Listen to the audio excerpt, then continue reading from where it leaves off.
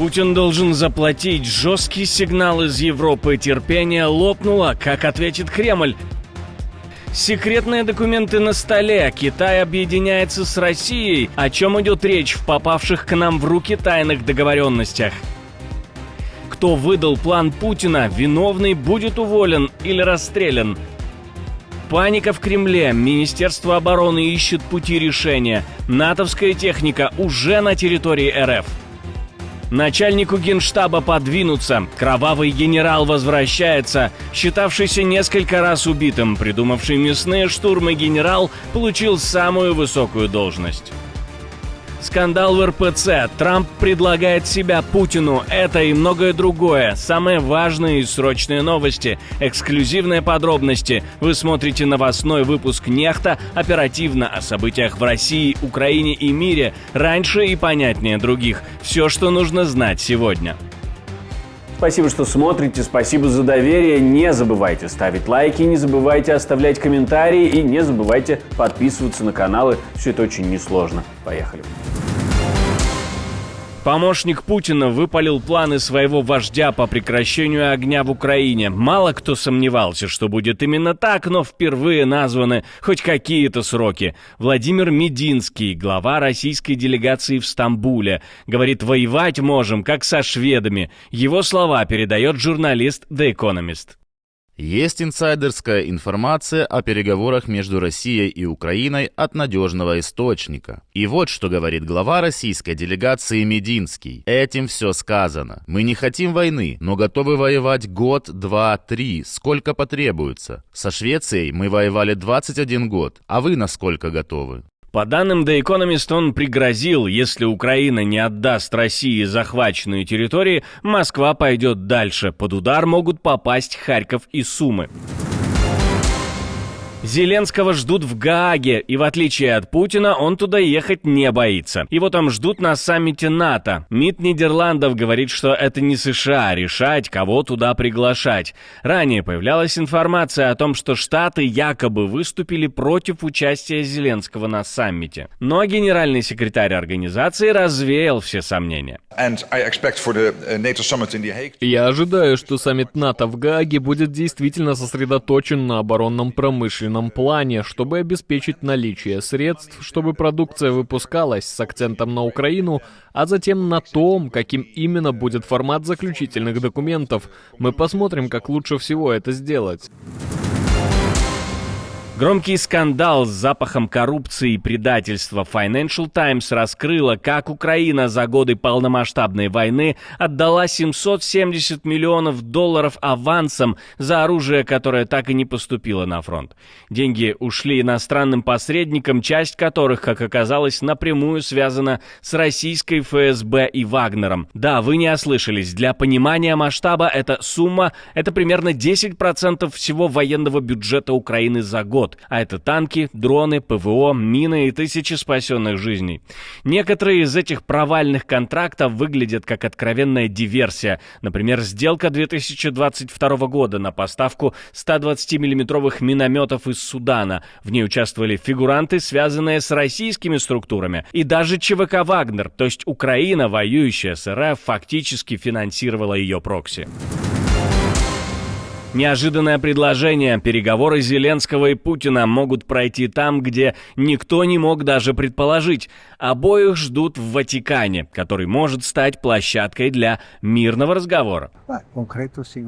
Это то, чего мы пытаемся добиться, чтобы две стороны встретились и, по крайней мере, поговорили друг с другом. Потом посмотрим, что будет дальше, но главное, чтобы они поговорили друг с другом здесь. Так что речь идет о предоставлении места. Мы готовы, если вы хотите встретиться со Святым Престолом.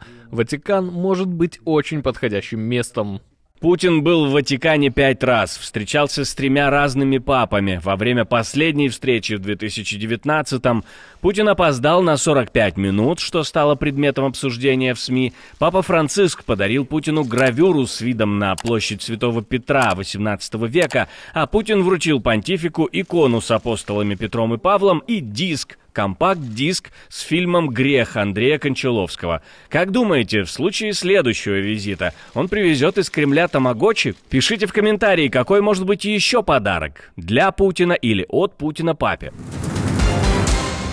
Трамп снова предложил себя хозяину Кремля. После нескольких неудачных попыток пригласить кремлевского диктатора в Турцию, Трамп не успокоился, он продолжил предлагать другие способы. Говорит, я ему могу тогда позвонить.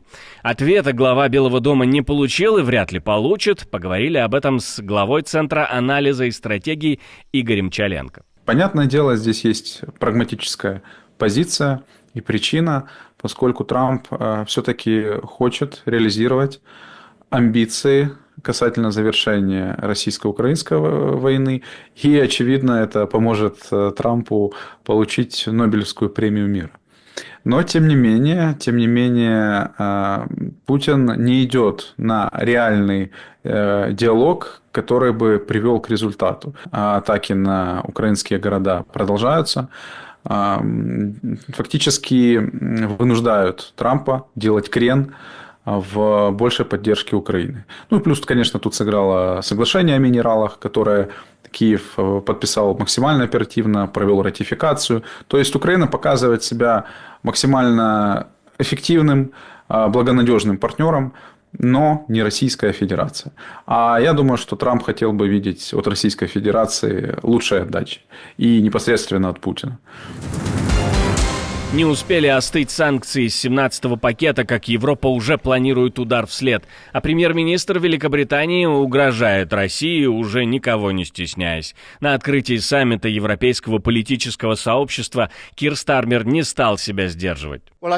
Путин должен сесть за стол переговоров ради этого безусловного прекращения огня.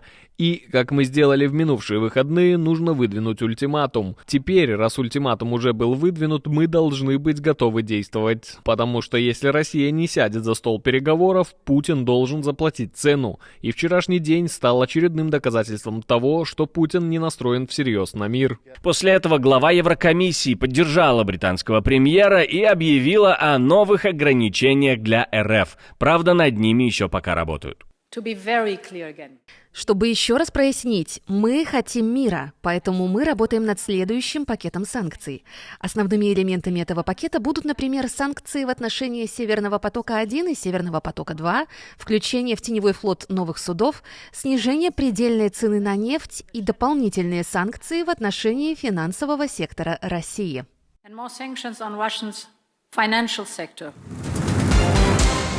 Натовская техника в России. В деревне с мирным названием «Искра» случилось то, чего точно не ожидали ни местные, ни зрители пропагандистских выставок. В Башкортостане на полном ходу перевернулась фура с подбитым натовским БТР, якобы трофейным французским ВАБ и американским М113. Их возили по стране на выставке под громким названием «Сила в правде, гордость и победа». БРДМ-ка слетела. Вот еще один стоит. Ирония ситуации просто зашкаливает. Вся эта техника ехала в Пермь, где должна была продолжиться пропагандистская выставка. Не доехали, застряли в грязи, как будто это репетиция российского будущего. Теперь эта победоносная экспозиция валяется в кювете, и, по словам очевидцев, колонна двигалась без особой охраны и сопровождения. Как вам такие выставки? Пишите в комментарии свои мысли. Россия скрыла совместную с Китаем декларацию, которая была подписана в ходе недавнего визита Си Цзиньпиня по случаю Парада Победы в Москву. Но китайская сторона документ опубликовала. В нем идет речь о недопустимости военных вмешательств в дела других стран. На сайте Кремля есть только ссылка на этот документ, но она пуста. История уже знала случаи, когда дополнительные протоколы к подписанным документам держали под грифом секретности. Отношения между вооруженными силами Китая и России развиваются на высоком уровне, продолжается углубление контактов, совместные стратегические воздушные патрулирования, совместные военно-морские учения. Китайские вооруженные силы готовы работать с российской стороной под стратегическим руководством глав двух государств. В Крыму утро начинается не с кофе, а со звуков успешной борьбы с беспилотниками и дыма от горящей травы. На самом деле ВСУ попали в один из самых важных складов в логистике российской армии, ключевой узел снабжения для войск, которые участвуют в боевых действиях на Южном фронте. Готовятся ли оккупанты услышать президента Украины и оставить Крым? И сколько еще складов нужно уничтожить, чтобы, как говорил Путин, закрыть вопрос с Крымом, правда, в противоположную для него сторону? У мене така позиція, у нього така позиція, і в більшості світу така позиція. Ми не можемо обговорювати територіальні питання, а це порушувати нашу Конституцію. Питання територій, що з ними, що відбувається, яким чином відновлювати нашу територіальну цілісність, які гуманітарні кризи на тій чи іншій частині наших тимчасово окупованих територіях. Так, мы готові, мы хочемо, нам це потрібно. Ряд дорог в Крыму, в том числе через перевалы, перекрываются, но даже оккупанты этому, кажется, рады. Детонирует склад с боеприпасами оккупантов в Перевальном. ВСУ напомнили, что лучше такие на виду не оставлять, тем более у базы Черноморского флота России. Теперь там все горит, взрывается, детонация не прекращается. Снаряды разлетаются в стороны, в целом картина как на празднике перед фейерверком. Это уже не первый удар ВСУ по важнейшим военным объектам в Крыму, но сейчас речь идет не о случайной атаке, а о точечном ударе в сердце российской логистики в регионе. Воскресший генерал возглавил российские сухопутные силы, назначение от которого буквально пахнет порохом, имя, которое хорошо знакомо и в окопах, и в сводках о самых жестоких боях войны. Это именно тот человек, под командованием которого были захвачены Мариуполь и Авдеевка. Именно он ввел в практику так называемые мясные штурмы, ставшие символом российских потерь. И это он, так называемый воскресший командир. Украинские военные несколько раз сообщали о его ликвидации. Генерал-полковник Андрей Мордвичев, теперь он командует всей основной ударной силой России, сухопутными войсками, в составе которых сейчас воюет более 620 тысяч человек, по данным украинской разведки. Из них около 200 тысяч — это штурмовые части, которые прямо сейчас пытаются прорвать фронт от Херсона до Сум.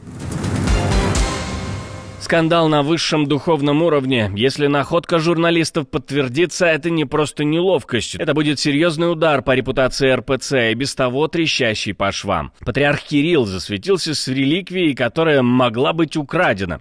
Во время официальной церемонии в Кремле, где президент Сербии Александр Вучич вручал Кириллу орден, глава РПЦ появился с роскошной панагией. Это ювелирный нагрудный крест, символ высшей церковной власти. Но вот что взорвало информационное поле. Украшение оказалось подозрительно похожим на уникальную реликвию, которая была похищена в 2016 году у митрополита Украинской Православной Церкви. Эту деталь не заметили бы миллионы, но эксперты из украинского проекта «Духовный фронт» выхватили сходство мгновенно. По их словам, это или точная копия, или сама утерянная панагия, сделанная в Киево-Печерской лавре специально для митрополита Владимира. Та была изготовлена в единственном экземпляре и пропала вместе с другими ценностями почти 10 лет назад. Как же такое украшение оказалось у Кирилла? Совпадение? Спасибо, что смотрите, спасибо за доверие. Не забывайте про лайки и комментарии, не забывайте подписываться на канал и про кнопочку «Супер спасибо» тоже не забывайте. На этом у меня все, до встречи и хороших вам новостей.